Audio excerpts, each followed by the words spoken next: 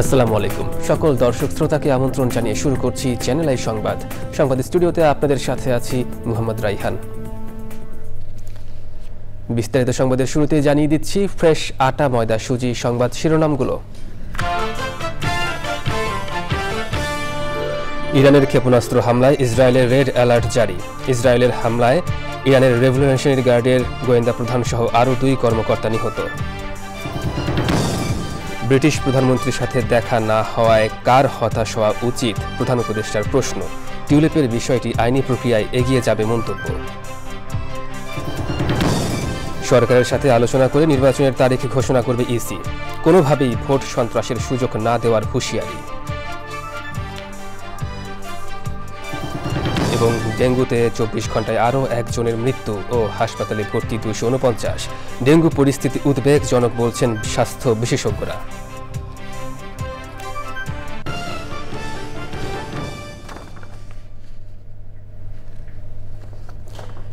সংবাদ শিরোনামগুলো জানাচ্ছিলাম। এখনকার এই সংবাদ আয়োজন একই সঙ্গে চ্যানেল আই এর ইউটিউব চ্যানেল এবং চ্যানেল আই এর ওটিটি প্ল্যাটফর্ম আই স্ক্রিনে লাইভ স্ট্রিম হচ্ছে।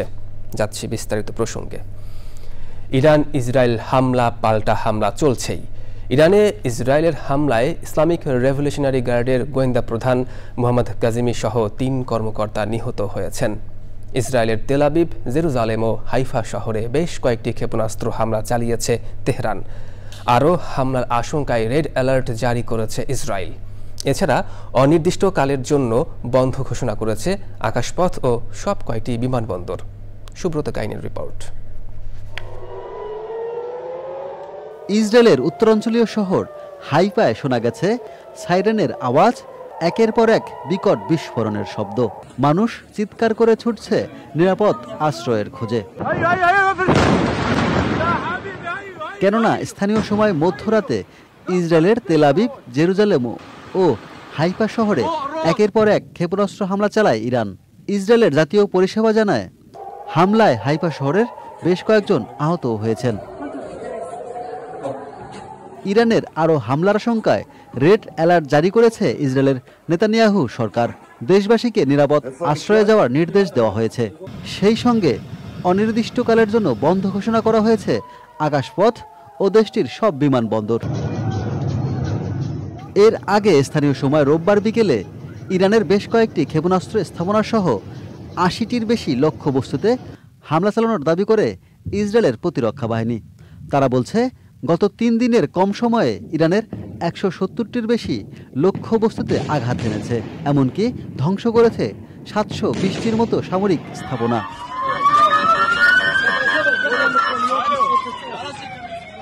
এদিকে ইরান ইসরায়েল সংঘাত বন্ধে বহু ফোন কল ও বৈঠক চলছে বলে জানিয়েছেন মার্কিন প্রেসিডেন্ট ডোনাল্ড ট্রাম্প।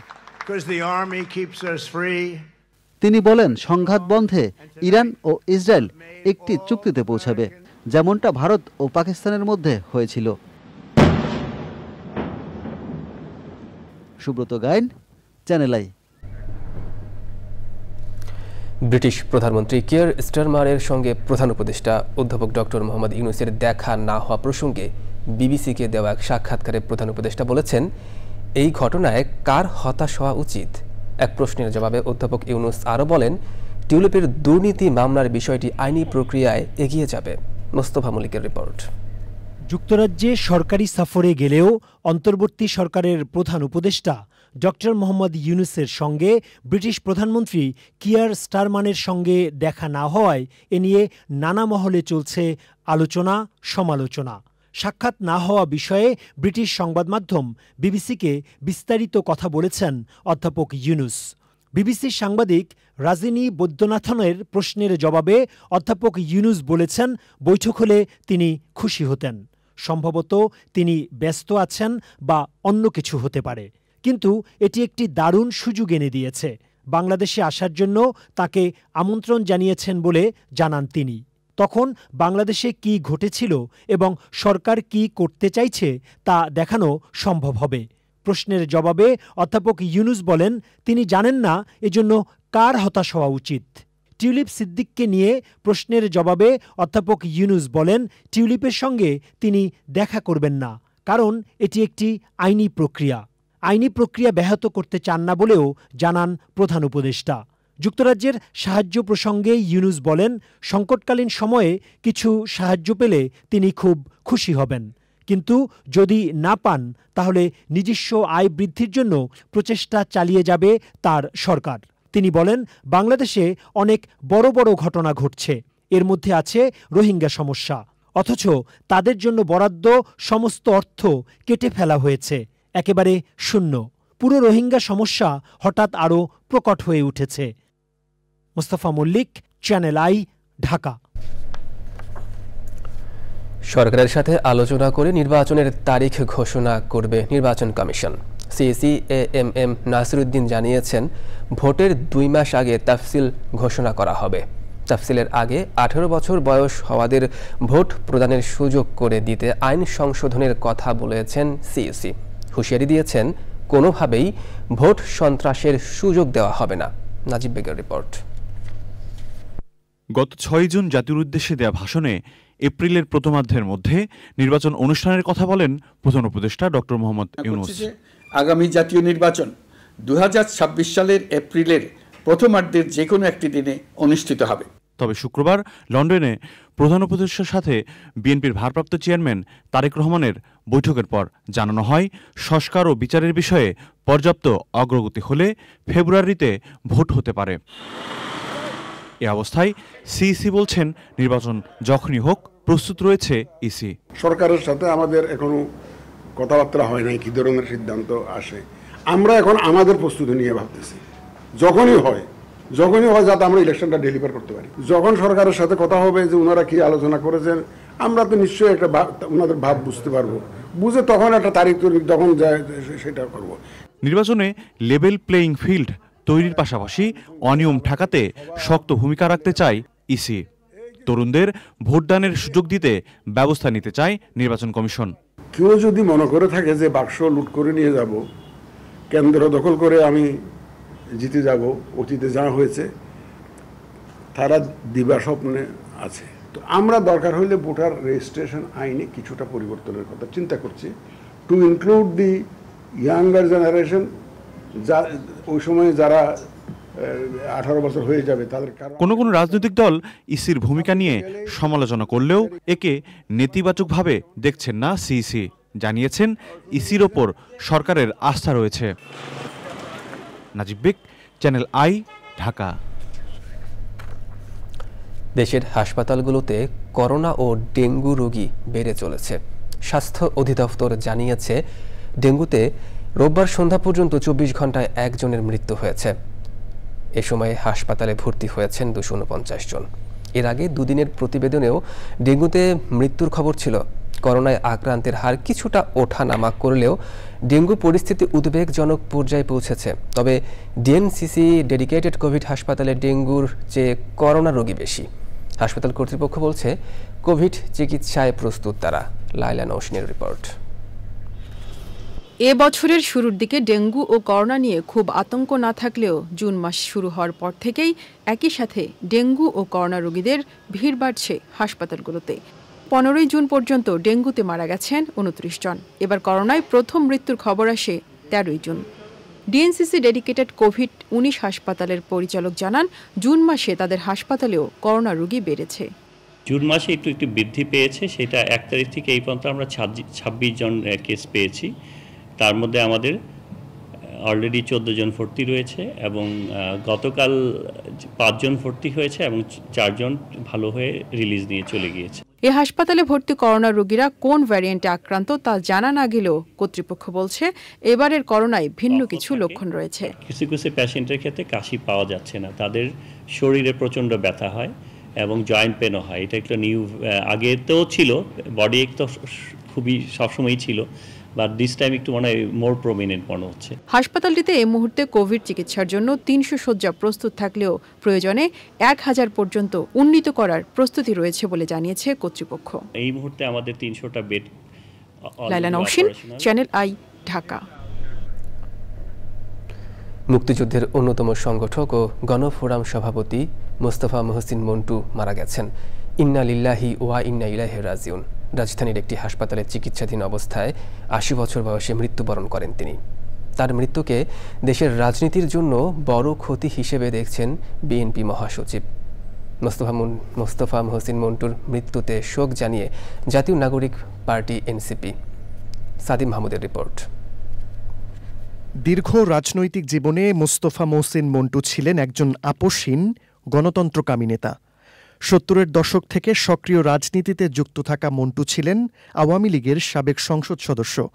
পরে তিনি গণফোরামে যোগ দিয়ে গুরুত্বপূর্ণ দায়িত্ব পালন করেন। গত কয়েক বছরে বিভিন্ন সময়ে রাজপথে সক্রিয় ভূমিকা রেখেছেন তিনি। দীর্ঘদিন অসুস্থ থাকার পর অবশেষে মৃত্যুর কাছে হার মানলেন মুক্তিযুদ্ধের অন্যতম এই সংগঠক। এবং তৃতীয়বার করোনাতে ওনাকে বেশি করে এফেক্ট করে, তখনই ফুসফুসে ওনার কিছু এফেক্ট হয়ে যায় এবং পরবর্তীতে দেশের বাইরেও অনেকবার চিকিৎসা করা হয়, কিন্তু লাস্ট অফ অল ওনাকে আর নেওয়া যাচ্ছিল না। আমার চাচা প্লাস আমার শ্বশুর আমার বাবার মতো ছিলেন, উনি যদি করে ভুল ত্রুটি করে থাকে তাকে মাফ করে দেবেন। তার মৃত্যুতে রাজনৈতিক অঙ্গনে এখন শোকের ছায়া।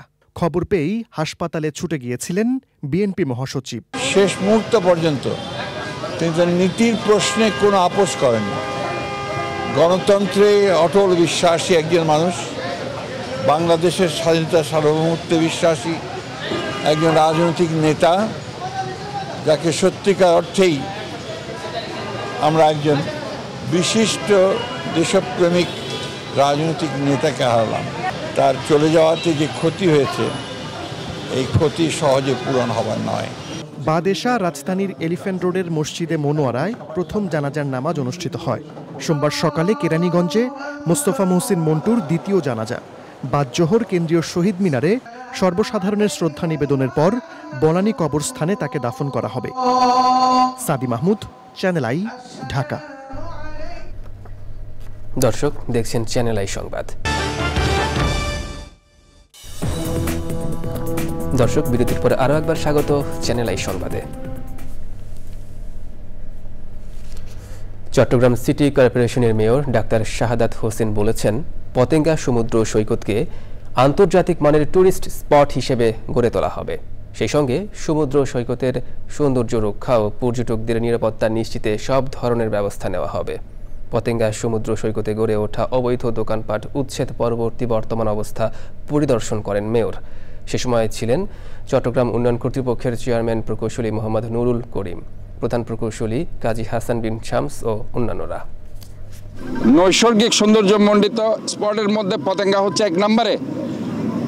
যে কোনো জায়গা থেকে দেশি বিদেশি পর্যটক যদি এখানে আসে, তারা প্রথমেই চিন্তা করে আমি পতেঙ্গা কখন যাব।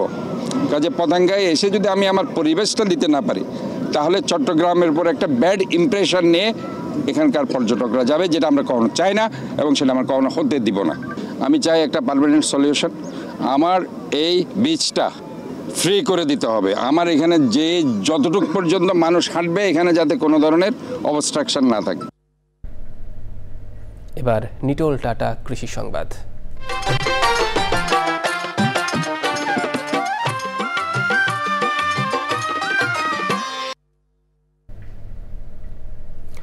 নরসিংদীতে তরুণ প্রজন্মকে গ্রীষ্মকালীন ফলের সাথে পরিচয় করিয়ে দিতে ফল উৎসব করেছে residential high school and homes. শুধু পরিচিত করতেই নয়, ফলের গুণাগুণ সম্পর্কে অবগত করাও ছিল এই উৎসবের লক্ষ্য। উৎসবে অংশগ্রহণ করে উচ্ছ্বসিত শিক্ষার্থী ও অভিভাবকরা। নরসিংদী থেকে সুমন রায়ের রিপোর্ট। বাংলাদেশের ঋতুচক্রে গ্রীষ্মে সবচেয়ে বেশি ফলের সমারোহ দেখা যায়। জ্যৈষ্ঠ মাসের এমন বিভিন্ন প্রজাতির ফল নিয়ে গ্রীষ্মকালীন ফল উৎসব করেছে Narsingdi residential high school and homes. উৎসবে নরসিংদীর জিআই পণ্য হিসেবে খ্যাত কলা, লটকন সহ আম, জাম, লিচু, কাঁঠাল, ওরবরি সহ প্রায় 50 প্রজাতির দেশি বিদেশি ফলের সমাহার ছিল। এসব ফলের সমারোহে আনন্দিত শিক্ষার্থী ও অভিভাবকরা। উৎসবে অনেক ধরনের ফল উঠছে, এগুলা থেকে আমরা ওদের এই ফলগুলো চিনতে পারতাছি। ফলের ভিটামিন সম্পর্কে ধারণা নেওয়া যায়, কোন কোন ফল কখন পাওয়া যায়, কোন কোন ফলের বৈজ্ঞানিক নাম কি, সবকিছু সম্পর্কে ধারণা পাওয়া যায়। দেশীয় ফলগুলো একত্রিত করার কারণে আমাদের সন্তানরা এই ফলগুলি দেখতে পাচ্ছে। দেশীয় যে ফল এবং ফলের যে পুষ্টিগুণ বাচ্চারা ছোটবেলা থেকে শিখতে পারবে। পুঁথিগত বিদ্যার পাশাপাশি বাংলার সমৃদ্ধ ইতিহাস, ঐতিহ্য ও দেশের মাটিতে যে ফল উৎপাদিত হয় সে সম্পর্কে অবগত করার জন্য এই আয়োজন, বলছেন আয়োজকরা। এমন অনেক ফল আছে যেগুলো আমাদের তরুণ প্রজন্ম চিনে না, জানে না, কিন্তু আজকের এই আয়োজনের মাধ্যমে তারা সে বিষয়গুলো সম্পর্কে অবগত হওয়ার এবং জানার বোঝার যে সুযোগটি পেয়েছে, এটিই ছিল আসলে এই আয়োজনটির অন্যতম প্রধান উদ্দেশ্য। শুধু দেশীয় ফল নয়, দেশীয় সংস্কৃতি বিকাশের ক্ষেত্রে সকল শিক্ষা প্রতিষ্ঠানে এমন পদক্ষেপ নেওয়া প্রয়োজন, বলছেন অতিথিরা। তারা দেশীয় ফলগুলো সম্পর্কে একটা স্বচ্ছ ধারণা পাবে এবং বাস্তবে যারা এখনো অনেক ফল চোখে দেখে নাই তাদেরকে এই ফল উৎসবের মাধ্যমে এই সুযোগটা করে দেওয়া হয়েছে। বিদেশি ফলের প্রাচুর্যের ভিড়ে দেশীয় ফল হারিয়ে যেতে বসেছে বলে মনে করছেন সংশ্লিষ্টরা। নরসিংদী থেকে সুমন রায়, চ্যানেল আই। এবার প্রকৃতি সংবাদ।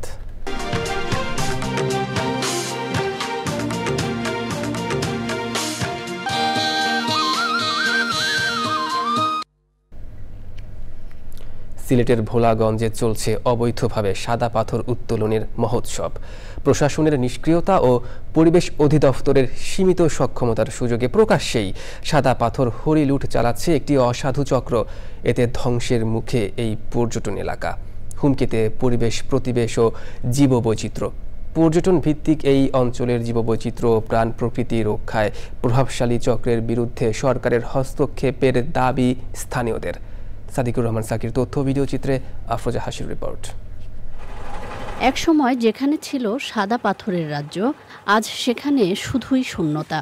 প্রশাসনের নীরবতা আর দুর্বল ব্যবস্থাপনার সুযোগে দিনরাত চলছে পাথর লুট। পাথর খেকোদের দৌরাত্মে ধ্বংসের মুখে প্রাকৃতিক সৌন্দর্যের এক অপরূপ ভান্ডার সাদা পাথর এলাকা। সবাই তো এলাকার লোক, আমরা যদি পিটাই কিছু করতে পারবো না। যদি কমতে থাকে তাহলে এখানকার যে ভিউটা তো থাকবেই না। সরকারের প্রতি আমাদের দাবি থাকবে, আপনারা এই সাদা পাথরকে সংরক্ষণ করুন, দেশের সৌন্দর্যকে হারিয়ে যেতে দিবেন না। অবৈধ পাথর উত্তোলন শুধু পর্যটন শিল্পই নয়, ধ্বংস করছে পরিবেশের ভারসাম্য। এগুলো প্রতি রাতে দিনে এগুলো লুট হচ্ছে, প্রকাশ্যে হচ্ছে। যে নিজস্ব স্বার্থ না থাকলে এই দুর্বৃত্তরা এত সাহস পায় না। সমন্বয়হীনতার কারণে পরিবেশ বিরোধী এই কর্মকাণ্ড বন্ধ করা যাচ্ছে না, বলছে পরিবেশ অধিদপ্তর। আমরা নিয়মিত মনিটরিং এর একটা ব্যবস্থা করতে পারতাম, সেটা আরো কার্যকর হতো। তবে এটা নিয়মিত আমরা অভিযান করে আসছি এবং এটা যদি আমরা বাড়াইতে পারি সেক্ষেত্রে আমরা এই অপরাধগুলো আরো কমাতে পারব। আর ধ্বংসের দ্বারপ্রান্তে দেশের গুরুত্বপূর্ণ পর্যটন কেন্দ্রটি রক্ষায় করণীয় নিয়ে কথা বলতেও নারাজ উপজেলা নির্বাহী কর্মকর্তা।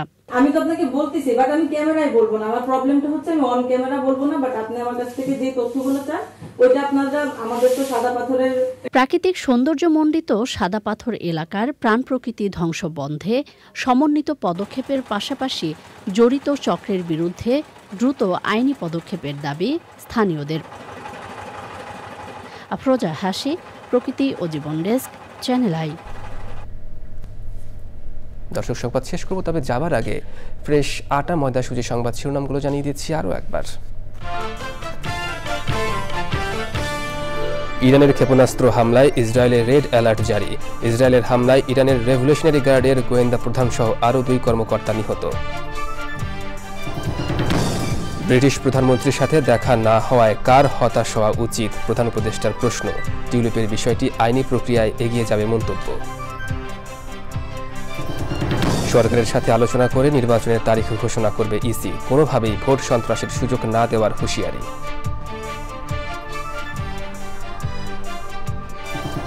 এবং ডেঙ্গুতে 24 ঘন্টায় আরও একজনের মৃত্যু, হাসপাতালে ভর্তি 249। ডেঙ্গু পরিস্থিতি উদ্বেগজনক বলছেন স্বাস্থ্য বিশেষজ্ঞরা।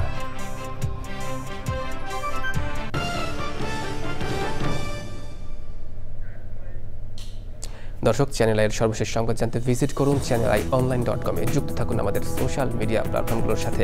এতক্ষণ সঙ্গে থাকার জন্য ধন্যবাদ সবাইকে।